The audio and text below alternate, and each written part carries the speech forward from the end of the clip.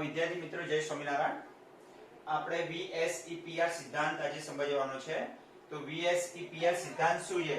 તો આ સિદ્ધાંત છે ને એનાથી આપણે અણુના આકાર ખબર પડીએ. દરેક અણુનો પોતાનો આકાર હોય. બહુ સહેલો છે કોન્સેપ્ટ, કે એટલો બધો અઘરો નથી. બરાબર?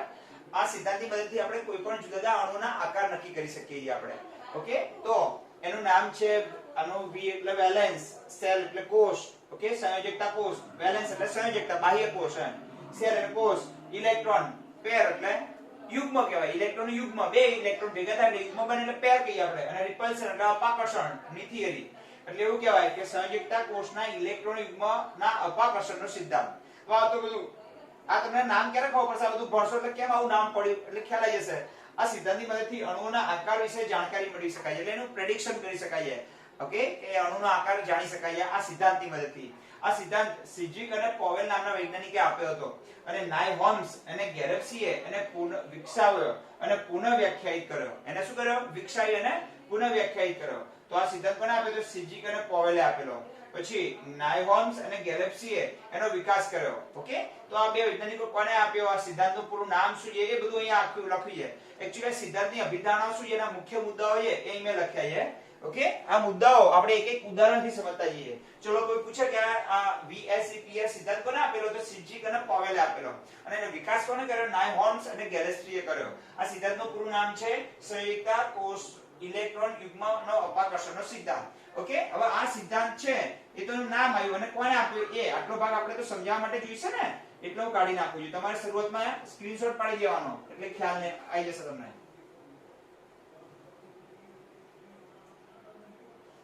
ચલો, હવે પહેલો જો તમે કોઈ પણ અણુઓના આકાર મધ્યસ્થ પરમાણુની આસપાસ સંયોજકતા કોષના ઇલેક્ટ્રોન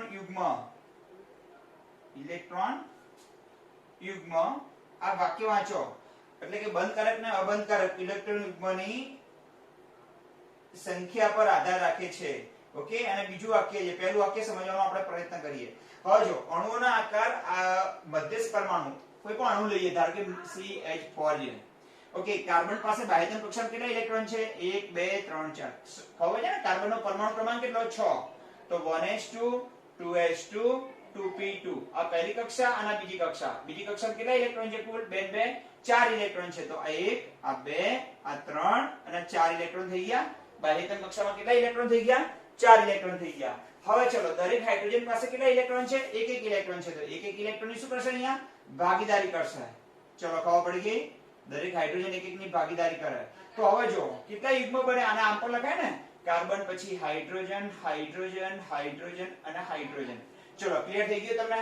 તો હવે આ કેટલા, આને શું કહેવાય? બંધકારક ઇલેક્ટ્રોન યુગ્મ કહેવાય. કયું ઇલેક્ટ્રોન યુગ્મ કહેવાય?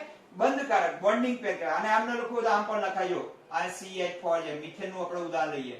મિથેન એટલે CH4, એને આ રીતે પણ લખાય. ઓકે, એટલે આમ કઈ રીતે લખાય? C પછી H H H અને H લખી રાખ્યું. તો તમને કેવું પૂછે કે મિથેનના અણુમાં બોન્ડિંગ પેર કેટલી? પેર એટલે યુગ્મ, ઇલેક્ટ્રોન બે ભેગા થાય એટલે યુગ્મ બને. તો બોન્ડિંગ પેર એટલે બંધ બનાવવામાં ભાગ લેતા ઇલેક્ટ્રોન યુગ્મની સંખ્યા. તો બે ઇલેક્ટ્રોન ભેગા થાય એટલે એક યુગ્મ બને. તો જો બંધ બનાવે ને બે વચ્ચે, તો 1 2 3 ને 4. તો બોન્ડિંગ પેર કેટલી છે આમાં? 4 છે. તો બોન્ડિંગ પેર 4 છે. ચલો, ખબર પડી? બીજું ઉદાહરણ લઈએ આપણે H2O નું. ચલો, H2O છે એની ઓક્સિજનની બાહ્યતમ કક્ષામાં કુલ 6 ઇલેક્ટ્રોન છે. કેટલા ઇલેક્ટ્રોન છે? 1 2 3 4. અહીં ધ્યાન આપજો. 1 2 3 4 5 અને 6 ઇલેક્ટ્રોન થઈ ગયા કઈ કક્ષામાં? બાહ્યતમ કક્ષામાં. અને દરેક હાઇડ્રોજન સાથે એક એક ની શું કરે છે? એ ભાગીદારી કરે છે.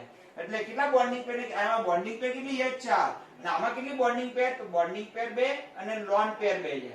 ચલો, લોન પેર એટલે અબંધકારક ઇલેક્ટ્રોન જે બંધમાં ભાગ લેતો નથી. આ બોન્ડિંગ પેર, ઓકે, એટલે બંધકારક ઇલેક્ટ્રોન જે બંધ બનાવવા ભાગ લે, આને યુગ્મ કહેવાય. એક યુગ્મ, આ બીજું યુગ્મ. તો કેટલા યુગ્મ આવા? બે યુગ્મ. જે બોન્ડિંગ છે BP છે અને આ લોન પેર છે LP છે. લોન પેર એટલે અબંધકારક કેટલા છે? 2 છે. તો જો એવો અણુ કે જેમાં લોન પેર 2 અને બોન્ડિંગ પેર 2, અને આમાં ફક્ત બોન્ડિંગ પેર જ છે, લોન પેર નથી. તો બે ટાઈપના અણુ હોય. એક આપણે બે પ્રકારના અણુના આકારો સમજવાના છે. એક એવા અણુ હશે કે જેમાં મધ્યસ્થ પરમાણુ, ઓક્સિજન એ કેવો પરમાણુ છે? મધ્યસ્થ પરમાણુ. તો મધ્યસ્થ પરમાણુની આસપાસ બોન્ડિંગ પર પેર હોય અને લોન પેર પણ હોય. અને એવા અણુઓ કે જેમાં મધ્યસ્થ પરમાણુની આસપાસ ફક્ત બોન્ડિંગ પેર જ હોય. મધ્યસ્થ પરમાણુની આસપાસ શું હોય? ફક્ત બોન્ડિંગ પેર જ હોય. ચલો, ક્લિયર થઈ ગયું? હા અથવા ના. તો કેટલા પ્રકારના અણુનો અભ્યાસ, બે ભાગમાં અણુને વહેંચી દઈશું આપણે. એવા અણુ કે જેમાં બોન્ડિંગ પેર પણ હોય અને લોન પેર હોય, અને એવા અણુ જેમાં ફક્ત બોન્ડિંગ પેર હોય, લોન પેર ના હોય. કોની આસપાસ? મધ્યસ્થ પરમાણુની આસપાસ ફક્ત બોન્ડિંગ પેર હોય એવા અણુના આકારો, અને મધ્યસ્થ પરમાણુની આસપાસ બોન્ડિંગ પેર પણ હોય અને લોન પેર હોય એવા અણુના આકારો વિશે ભણવાનું છે. હવે કોઈ પણ અણુનો આકાર કોના પર ડિપેન્ડ કરે? તો પહેલું વાક્ય, કોઈ પણ અણુનો આકાર એ અણુના મધ્યસ્થ પરમાણુની આજુબાજુમાં આવેલી લોન પેર અને બોન્ડિંગ પેરની સંખ્યા ઉપર. ચલો, આમાં લોન પેર 2 અને બોન્ડિંગ પેર 2. આમાં ફક્ત બોન્ડિંગ પેર 4. તો એવું કહેવાય કે 4 બોન્ડિંગ પેર છે, આમાં 2 લોન પેર ને 2 બોન્ડિંગ પેર. તો હંમેશા આવા અણુના આકારો કોના પર ડિપેન્ડ કરે? બોલો, ખબર પડી ગઈ? તો તમને શું જાણતા હોવા જોઈએ? પહેલું વાક્ય ખબર પડી ગઈ. અણુના આકાર નક્કી કરવા માટે એ અણુના મધ્યસ્થ પરમાણુની આજુબાજુમાં આવેલા બોન્ડિંગ પેરની સંખ્યા અને લોન પેરની સંખ્યા આટલા જાણતા હોય આપણે, તો આપણે શું નક્કી કરી શકીએ? અણુનો આકાર નક્કી કરી શકીએ. ચલો, ક્લિયર થઈ ગયું? ઓકે. અને આમાં બોન્ડિંગ પેરની સંખ્યા કેટલી છે? 1 2 3 4. સોરી, 4 થઈ ગઈ ને? 1 2 3 4. તો ચલો, ક્લિયર? તો બીજા નંબર વાંચો. સંયુક્ત કોષમાં ઇલેક્ટ્રોન યુગ્મ અપાકર્ષણ કરશે કારણ કે તેઓ ઇલેક્ટ્રોન યુગ્મ વાદળ ધરાવે છે. હવે જે ઇલેક્ટ્રોન યુગ્મ છે શેના બનેલા હોય? ઇલેક્ટ્રોનના. આ ઇલેક્ટ્રોન યુગ્મ ઇલેક્ટ્રોન તો એકબીજા માટે શું હોય? અપાકર્ષણ હોય.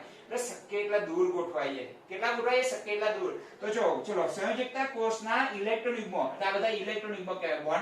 બોન્ડિંગ પેર અને લોન પેર. ઓકે, અપાકર્ષણ કરશે એટલે એકબીજાથી કેવા ભાગશે? દૂર. જો 1 આ 4 દેખાય છે? 1 આ 2 આ 3 અને 4. 4 શું છે? એકબીજાથી અપાકર્ષણ અનુભવશે, અને અપાકર્ષણ અનુભવ એટલે એકબીજાથી દૂર રહે, નજીક રહેવાનો પ્રયત્ન ન કરે, એવું કહેવા માંગે છે. ઇલેક્ટ્રોન યુગ્મ અપાકર્ષણ કરશે કારણ કે તેઓ ઇલેક્ટ્રોન વાદળ ઋણ વિભાજિત છે. કારણ કે એ શેના બનેલા છે? બધા ઇલેક્ટ્રોનના બનેલા છે. સમાન વિભાજક વચ્ચે શું હોય? આકર્ષણ હોય. બોલો, બે મુદ્દામાં ખબર પડી ગઈ. તમને કોઈ પૂછે કે ભાઈ કોઈ પણ અણુનો આકાર કોના પર ડિપેન્ડ કરે? તો એ અણુના મધ્યસ્થ પરમાણુની આજુબાજુમાં આવેલા લોન પેર અને બોન્ડિંગ પેરની સંખ્યા ઉપર, અથવા મધ્યસ્થ પરમાણુની સંયોજકતા કોષમાં આવેલા લોન પેર અને બોન્ડિંગ પેરની સંખ્યા ઉપર. ચલો, આ બધા લોન પેર અને બોન્ડિંગ પેર શેના બનેલા હોય? ઇલેક્ટ્રોનના બનેલા હોય. એકબીજાને નજીક રહે, દૂર રહે કારણ કે શું હોય? એકબીજાને અપાકર્ષણ હોય. ચલો, ત્રીજું વાક્ય. આ ઇલેક્ટ્રોન યુગ્મ અવકાશમાં એવી રીતે ગોઠવાય કે જેથી તેમના અપાકર્ષણ ઓછું થાય. ઓકે. હવે વિદ્યાર્થીઓ, માનો કે ક્લાસની અંદર બે વિદ્યાર્થી સતત ઝઘડતા હોય તો નજીક બેસાડવાના, દૂર બેસાડવાના? એકબીજાને શક્ય એટલા દૂર બેસાડવાના. એકને આ છેડે તો એકને પાછળના છેડે બેસાડવાનો. શા માટે? કે બંને વચ્ચેનું અંતર વધી જાય તો આપોઆપ બંને વચ્ચેનું ઘર્ષણ કેવું થઈ જાય? ઓછું થઈ જાય. તો આ બધા એકબીજાની નજીક ગોઠવાશે? 4 બોન્ડિંગ પેર? ના, શક્ય એટલા એકબીજાથી દૂર ગોઠવાશે, જેથી કરીને એમની વચ્ચેનું અપાકર્ષણ ઓછું થઈ જાય. જે ઘર્ષણ છે ને, અપાકર્ષણ, એ કેવું થઈ જાય? આપોઆપ અંતર વધે એટલે અંદરનું અપાકર્ષણ કેવું થઈ જાય? ઓછું થઈ જાય. કારણ કે 4 ઇલેક્ટ્રોન ની બનેલી છે માટે અંદર શું હશે? એકબીજા માટે અપાકર્ષણ હશે. તો શક્ય એટલી અવકાશમાં કેવી ગોઠવાશે? દૂર વધે. આથી અપાકર્ષણ ઓછું થાય અને આમ તેમની વચ્ચેનું અંતર વધે. અંતર વધી જાય ને? ખબર પડી ગઈ? એવી રીતે અપાકર્ષણ ઓછું ક્યારે થાય? શક્ય એટલી દૂર ગોઠવાય ત્યારે. આથી ચલો, 3 વાક્યોમાં ખબર પડી. 3 કાઢી નાખું એટલા માટે. ચલો, કોઈ પૂછે કોઈ પણ અણુના આકાર કોના પર ડિપેન્ડ કરે? એ અણુના મધ્યસ્થ પરમાણુની આજુબાજુમાં આવેલા લોન પેર અને બોન્ડિંગ પેરની સંખ્યા ઉપર. ચલો, બીજો. સંયોજક કોષમાં ઇલેક્ટ્રોન એકબીજા માટે આકર્ષણ હોય તો અપાકર્ષણ હોય? તો અપાકર્ષણ હોય કારણ કે બધા ઇલેક્ટ્રોન ના બનેલા હોય. ત્રીજું વાક્ય. એકબીજાથી કેવા ગોઠવાય? દૂર ગોઠવાય, જેથી અપાકર્ષણ કેવું થાય? ઓછું થાય. ચોથું વાક્ય. સંયોજક કોષમાં વર્તુળાકાર લેવામાં આવે જેમાં ઇલેક્ટ્રોન યુગ્મ એકબીજાથી મહત્તમ અંતરે વર્તુળાકાર સપાટી પર સ્થાનીકૃત થાય. સ્થાનીકૃત એટલે ગોઠવાઈ જવું. સ્થાનીકૃત એટલે ગોઠવાઈ જવું. મહત્તમ અંતરે જો એકબીજાથી કેવા અંતરે ગોઠવાશે? મહત્તમ અંતરે વર્તુળાકાર સપાટી પર એકબીજાથી દૂર ગોઠવવામાં આવે. આની વાત કરીએ આપણે. ચલો, એક આ કાર્બન છે. હવે એક વર્તુળાકાર સપાટી આમાં વિચાર લઈએ આપણે. તો હાઇડ્રોજન એકબીજાથી શક્ય એટલા દૂર ગોઠવાયો. 1 આ 2 આ 3 અને 4 ગોઠવાઈ ગયા. ખબર પડી ગઈ? વર્તુળાકાર 100 ને 100. ચલો, કયા ડિગ્રીમાં ગોઠવાય? આ વચ્ચેનો ખૂણો 109.28 કળા હોય છે. એટલો ડિગ્રી હશે. કેવી રીતે ગોઠવાશે? ખબર છે? જો પેનથી બતાવું તમને. 1 2 3 અને 4. આ 3 બ્લેક પેન લીધી છે અને એક રેડ પેન છે. દેખાય છે તમને? એ આવી રીતે ગોઠવાશે. જો આમ, એ આમ. આ કયો આકાર કહેવાય? સમચતુષ્ફલકીય આકાર કહેવાય. કયો આકાર કહેવાય? સમચતુષ્ફલકીય આકાર કહેવાય. ઓકે. 4 ફલક વાળો આકાર. એક ફલક, આ બીજી ફલક, આ ત્રીજી ફલક અને આ ચોથી ફલક. એટલે કેટલી ફલક વાળો આકાર થયો? 4 ફલક વાળો આકાર થયો. તેને સમચતુષ્ફલકીય આકાર કહેવાય. 1 2 3 અને 4. 4 ફલક એટલે સમચતુષ્ફલકીય આકાર કહેવાય. ખબર પડી ગઈ? હા અથવા ના? તો આવી રીતે ગોઠવાશે. જો હવે આવી રીતે ના ગોઠવાય. બધા એક જગ્યાએ આમ નજીક ના ગોઠવાય. આ 4 છે. આ હાઇડ્રોજન, આ વચ્ચે કાર્બન રસો. માનો કે વચ્ચે કાર્બન હોય તો 4 હાઇડ્રોજન, તો 4 હાઇડ્રોજન નજીક ના ગોઠવાય. એક આ ગોઠવાય, એક આમ પાછળ ગોઠવાય, એક ઉપર ગોઠવાય અને એક આગળ ગોઠવાય. આ કયો આકાર કહેવાય? સમચતુષ્ફલકીય. કેમ? 4 ફલક વાળો આકાર છે. એક ફલક, આ બીજી ફલક, આ ત્રીજી ફલક અને આ ચોથી ફલક. ખબર પડી ગઈ? તો કયા આકારમાં ગોઠવાય? 1 2 3 અને 4 સમચતુષ્ફલકીય આકારમાં ગોઠવાય. આ રીતે સમચતુષ્ફલકીય આકારમાં ગોઠવાશે. ચલો ક્લિયર થઈ ગયું બેટા? અને અહીંયા જો ખબર પડી ગઈ કે ના ખબર પડી ગઈ? ઓકે ચલો. એકબીજાથી કેટલા દૂર ગોઠવાય? આમ આ ગોળાકાર સપાટી ચાલીએ ને આમ તો એકબીજાથી કેવા ગોઠવાય? ગોળાકાર સપાટીથી મહત્તમ અંતરે એ રીતે ગોઠવાશે. ચલો બહુબંધને એકલ ઇલેક્ટ્રોન યુગ્મ જેવા ગણવામાં આવે છે અને બહુબંધના 2 કે 3 ઇલેક્ટ્રોન યુગ્મને એકલ અતિ યુગ્મ તરીકે ગણવામાં આવે. માનો કે આ તો બસ સિંગલ બોન્ડ છે બેટા. ધારો કે કોઈ બે પરમાણુ હોય H અને Cl લઈએ આપણે. ઉદાહરણ લઈએ આપણે. ચલો આ ખબર પડી ગઈ? આ કયા આકારમાં ગોઠવાયા? સમચતુષ્ફલકીય આકારમાં ગોઠવાયું.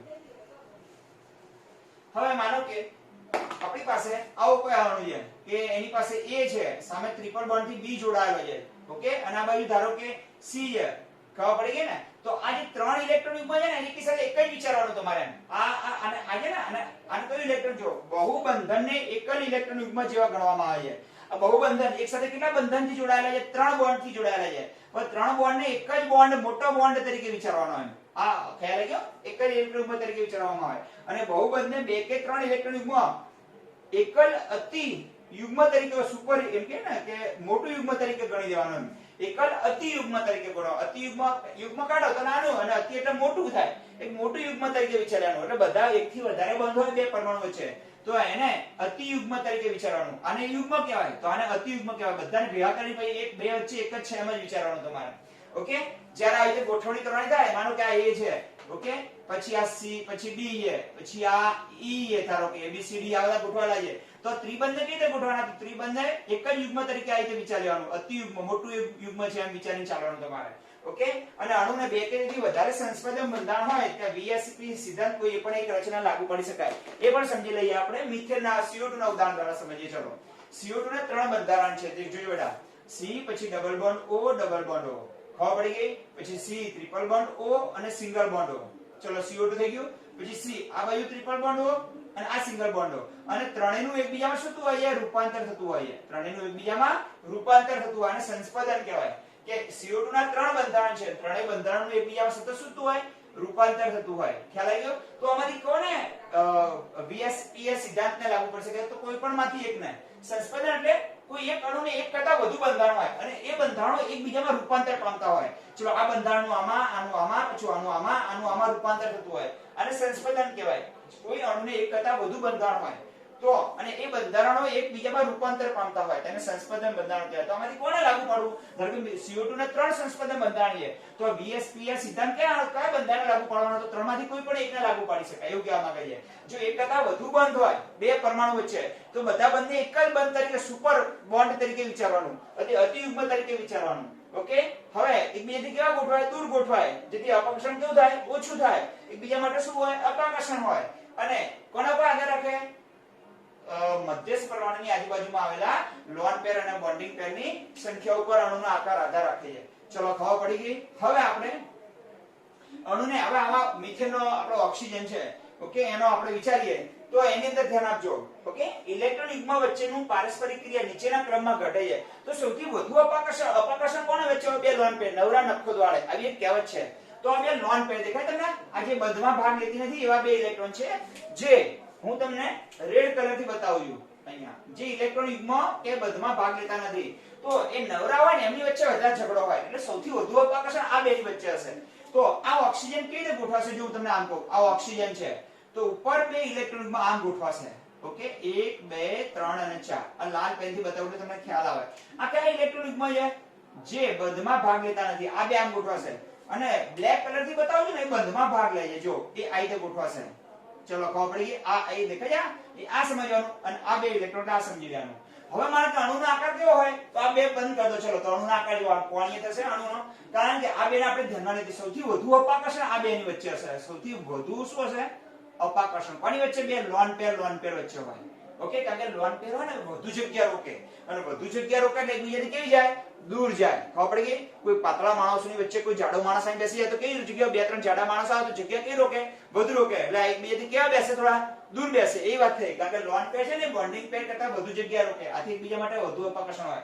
એનાથી ઓછું અપાકર્ષણ કોના વચ્ચે હોય તો આ બેની વચ્ચે હોય, લોન પેર અને બોન્ડિંગ પેર વચ્ચે. આ કઈ પેર છે? લોન પેર અને આ બોન્ડિંગ પેર. અને આ બે વચ્ચે સૌથી બોન્ડિંગ પેર વચ્ચે સૌથી ઓછું અપાકર્ષણ હશે. બોન્ડિંગ પેર વચ્ચે, બોન્ડિંગ પેર અને બોન્ડિંગ પેર વચ્ચે સૌથી ઓછું અપાકર્ષણ હશે. તો અપાકર્ષણ કોની વચ્ચે હશે સૌથી ઓછું? બે લોન પેર. સૌથી વધુ કોના હોય? બે લોન પેર વચ્ચે. એનાથી ઓછું લોન પેર અને બોન્ડિંગ પેર વચ્ચે. એનાથી ઓછું બે બોન્ડિંગ પેર વચ્ચે હશે અપાકર્ષણ. ચલો ખબર પડી ગઈ? હા, તો ચલો ફટાફટ પૂછ્યું ને જવાબ આપો. અણુના આકાર કોના પર ડિપેન્ડ કરે? એ અણુના મધ્યસ્થ પરમાણુની આજુબાજુમાં આવેલા લોન પેર અને બોન્ડિંગ પેરની સંખ્યા ઉપર. ચલો બીજો, આ ઇલેક્ટ્રોન યુગ્મ જે લોન પેર અને બોન્ડિંગ પેર છે એકબીજા માટે આકર્ષણ હોય કે અપાકર્ષણ હોય? તો એકબીજા માટે હંમેશા શું હોય? અપાકર્ષણ. કારણ કે શેના બનેલા હોય? ઇલેક્ટ્રોનના બનેલા હોય. ચલો ત્રીજા નંબરે, અપાકર્ષણ ઓછું કરવા માટે એકબીજાથી કેવા ગોઠવાય? દૂર ગોઠવાય, જેથી અપાકર્ષણ કેવું થાય? ઓછું થાય. આથી એક વર્તુળાકાર સપાટી તમે વિચારો, આની પ્રતિનિધિ તમે વર્તુળાકાર સપાટી વિચારો તો એ સપાટીની જે કિનારી છે ને એ કિનારી પર સૌથી અલગ અલગ ગોઠવાશે, જેથી મહત્તમ અંતરે ગોઠવવાનો પ્રયત્ન કરશે.